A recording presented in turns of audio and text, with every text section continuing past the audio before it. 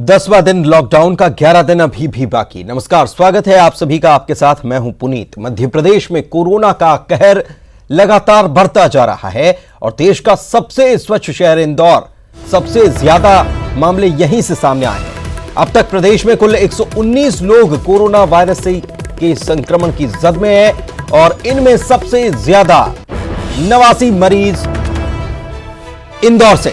इसके अलावा जबलपुर के 8, उज्जैन के 6, भोपाल के 8, शिवपुरी और ग्वालियर के साथ ही मुरैना के 2 मरीजों और खरगोन में 1 मरीज में कोरोना वायरस के संक्रमण की पुष्टि हुई है। राज्य में इस महामारी से संक्रमित होने के बाद इलाज के दौरान दम तोड़ने वाले 8 मरीजों में इंदौर के 5, उज्जैन के 2 और खरगोन का 1 मरीज शामिल है। नमस्कार।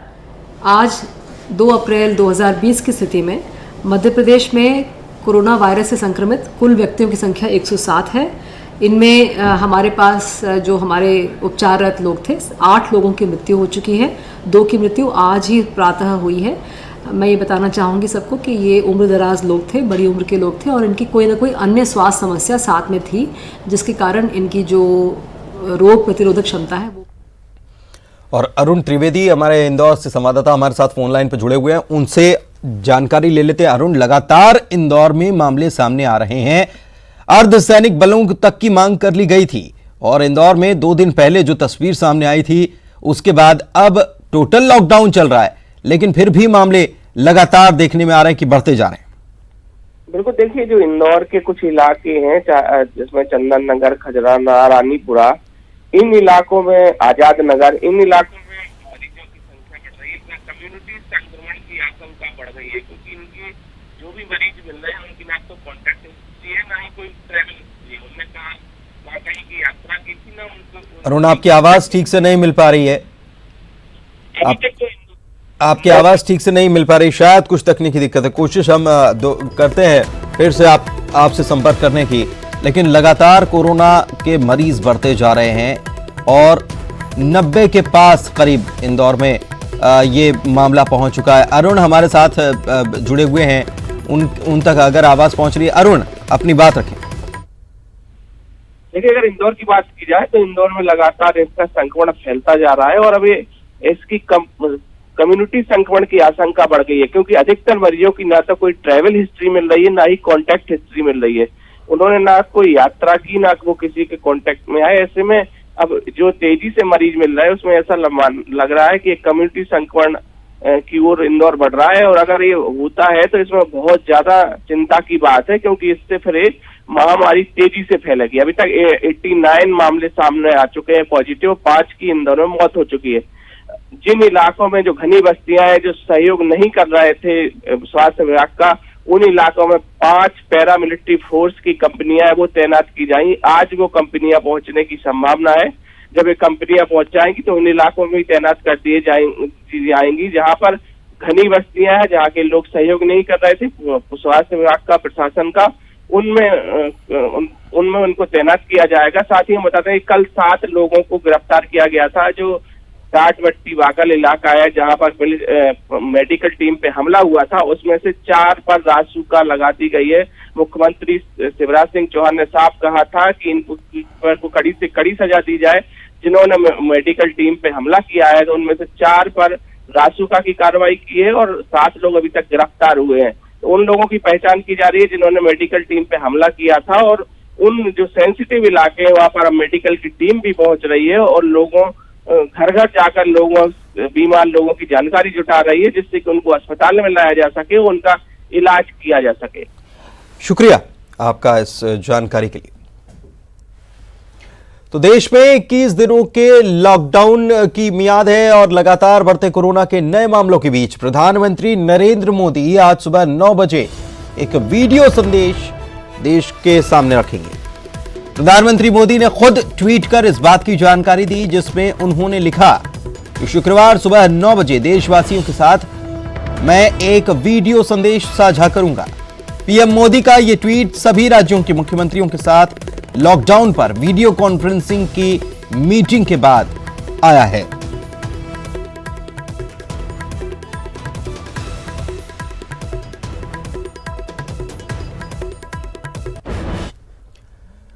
तो पूरी दुनिया इस वक्त महामारी कोरोना से संघर्ष कर रही है और इस बीच कोरोना वायरस से लड़ रहे भारत को वर्ल्ड बैंक की तरफ से $100 करोड़ की इमरजेंसी फाइनेंसिंग को स्वीकृति दी गई है। इस पैसे से भारत को बेहतर screening, contact tracing, laboratory diagnostic, सुरक्षात्मक उपकरणों की खरीद और नए आइसोलेशन वार्ड्स को बनाने में मदद मिल पाई।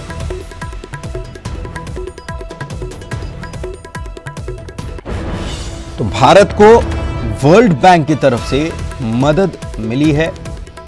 आपको बता दें कि पूरी दुनिया में कोरोना का संक्रमण जिस तरीके से फैला है, भारत भी इससे जूझ रहा है, लड़ रहा है और कोरोना वायरस से लड़ रहे भारत को वर्ल्ड बैंक की तरफ से $100 करोड़ की इमरजेंसी फाइनेंसिंग को स्वीकृति दे दी गई। ये पैसा भारत को बेहतर screening, contact tracing, laboratory diagnostic, सुरक्षात्मक उपकरण की खरीद और नए आइसोलेशन वार्ड्स बनाने में मदद देगा। और वहीं मध्य प्रदेश के मुख्यमंत्री शिवराज सिंह चौहान आज धर्म गुरुओं के साथ चर्चा करेंगे। शाम 4 बजे वीडियो कॉन्फ्रेंसिंग के जरिए शिवराज सिंह चौहान इनसे बातचीत करेंगे और इसके अलावा शाम 5 बजे एनएसएस और एनसीसी के साथ ही जन अभियान परिषद के साथ भी मुख्यमंत्री बैठक करेंगे। सीएम कोरोना संकट से निपटने को लेकर इन सभी से चर्चा करने वाले हैं।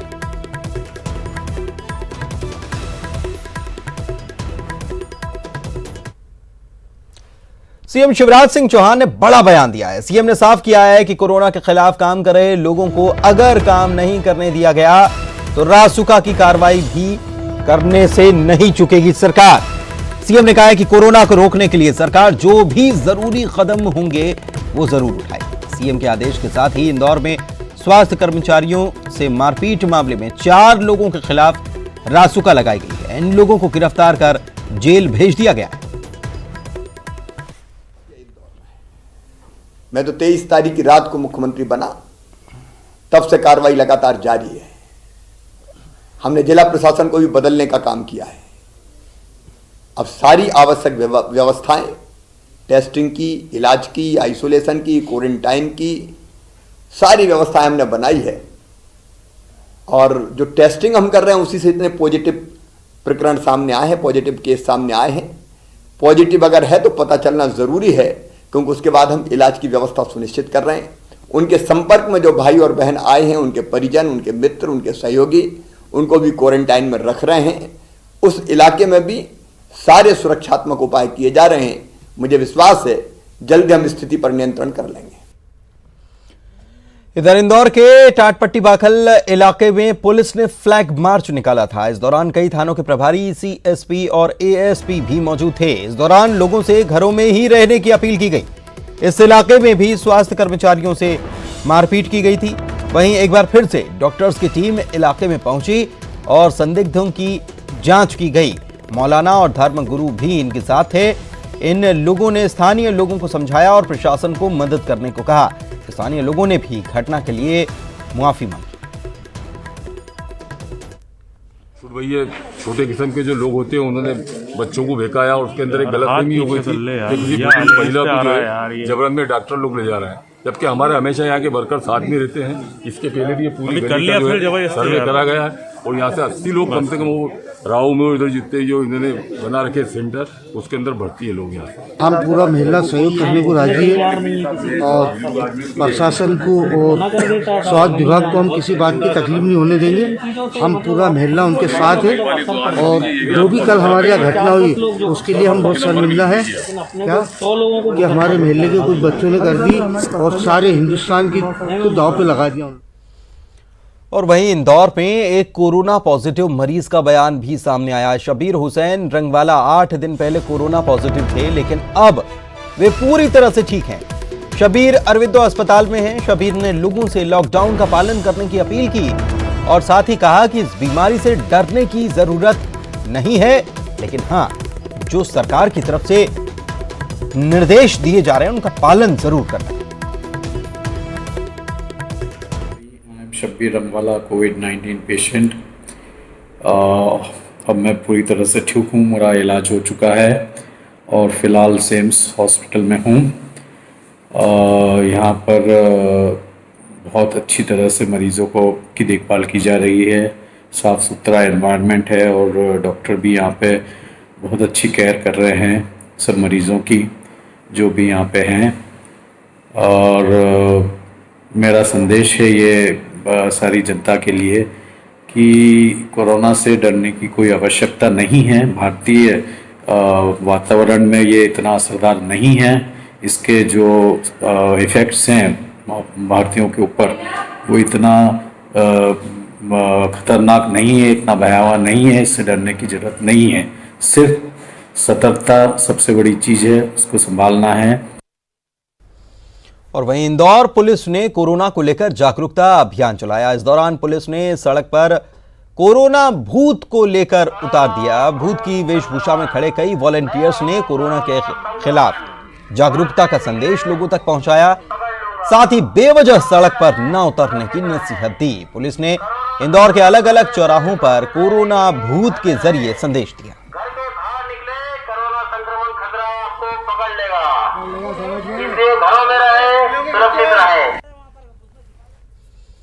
और कोरोना संकट से पूरा देश जूझ रहा है और ऐसे में मध्य प्रदेश के राज्यपाल लालजी टंडन ने न्यूज 18 से खास बातचीत की। इस दौरान उन्होंने कहा कि जागरूकता को लेकर कई कदम उठाए जा रहे हैं, लोगों को शिक्षित भी किया जा रहा है। इसके साथ ही उन्होंने कहा कि राज्य में कहीं भी किसी चीज की कोई कमी नहीं है। उन्होंने इंदौर में डॉक्टर्स की टीम पर हमले की निंदा की और कहा कि अराजकता पर कठोरता करनी पड़ेगी। पत्थर चलाने वाले समाज के लिए समस्या हैं, लेकिन हालात काबू में हैं। जो इस मिशन में लगे हुए कर्मचारी हैं, डॉक्टर हैं, सफाई कर्मचारी हैं, इनको जब लोग अपमानित करते हैं, इनको पत्थर से मारते हैं, इनको घुसने नहीं देते हैं बस्ती में, तो ये जो अराजकता है इसके लिए कठोरता करनी पड़ेगी। जो लोग पत्थर चला रहे हैं, जो अंदर जाने नहीं दे रहे हैं, जो उन पर जो वायरल हैं वो उन पर थूक रहे हैं, और उसमें ऐसी स्थिति में शासन प्रशासन और कोई भी कर्मचारी जो अपनी जान पर खेल के काम इस संकट की घड़ी में काम कर रहे हैं, उनकी हौसला बढ़ाने के लिए प्रधानमंत्री से लेकर हर कोई ये कर रहा है कोशिश कि भाई उनका सम्मान करो। वो तुम्हारे लिए ये सब कर रहे हैं, मगर अगर उनको भी नहीं काम करने दिया जाएगा, अपमानित किया जाएगा, तो अगर उनमें कहीं ढिलाई आ गई तो ये जो ऐसा कर रहे हैं वो अपने लिए और समाज के लिए एक समस्या पैदा कर रहे हैं। उसके लिए अगर आवश्यक हुई तो कठोरता भी की जाएगी। भारत सरकार की निगाह बनी हुई है, प्रधानमंत्री स्वयं उसको वॉच कर रहे हैं। जहां कोई कमी होती है तो वो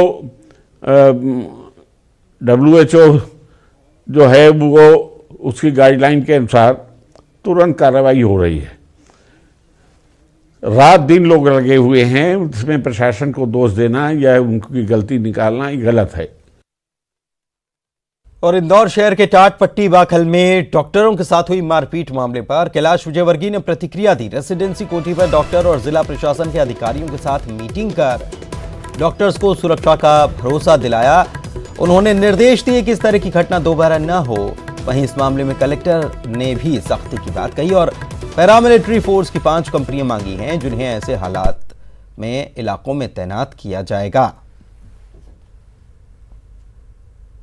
इस प्रकार का हमारे डॉक्टर्स के साथ व्यवहार हुआ, उसके लिए मैं भी शर्मिंदा हूं और मैंने वहां के नेताओं से भी बात की है।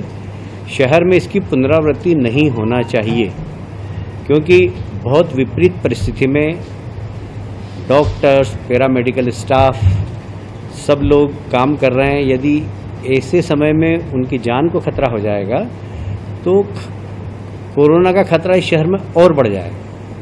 और इसलिए हम सब की जवाबदारी है कि वे सब डॉक्टर्स, वे सब पैरामेडिकल स्टाफ जो साहसिक तरीके से शहर के अंदर नागरिकों के लिए अपनी जान को जोखिम में डालकर काम कर रहे हैं, उन्हें शहर के नागरिकों को सहयोग देना चाहिए। मैं सब राजनीतिक दल के लोगों से भी निवेदन करूंगा। मेडिकल डॉक्टर से और जो पैरामेडिकल स्टाफ के साथ में कुछ बदतमीजियां हुई थी और पथरा हुआ था, ये बहुत आपत्तिजनक था। इसको लेकर चिंता सबने व्यक्त की है, क्योंकि इस समय जो मेडिकल स्टाफ है और पैरामेडिकल डॉक्टर्स हैं, ये सभी बहुत दिन रात 18 घंटे 20 घंटे मेहनत कर रहे हैं और इनका हौसला बुलंद रहना, इनको मोटिवेटेड रहना, उत्साह से सेवा कर रहे हैं जो जनता की, वो करते रहना बहुत आवश्यक है। कहीं ना कहीं इन सब घटनाओं से इन पूरी टीम का जो काम कर रही है डॉक्टर्स और पैरामेडिकल स्टाफ, इनका डिमोरलाइज होते हैं, तो उसके लिए बेसिकली बैठक थी ये। मुरैना में भी कोरोना के 2 मरीज सामने आए हैं। दुबई से लौटे शख्स और उनकी पत्नी की टेस्ट रिपोर्ट कोरोना पॉजिटिव आई। वहीं पॉजिटिव मरीज के परिवार के 26 सदस्यों को आइसोलेट कर दिया गया है। उनकी जांच के लिए सैंपल भेज दिए गए हैं।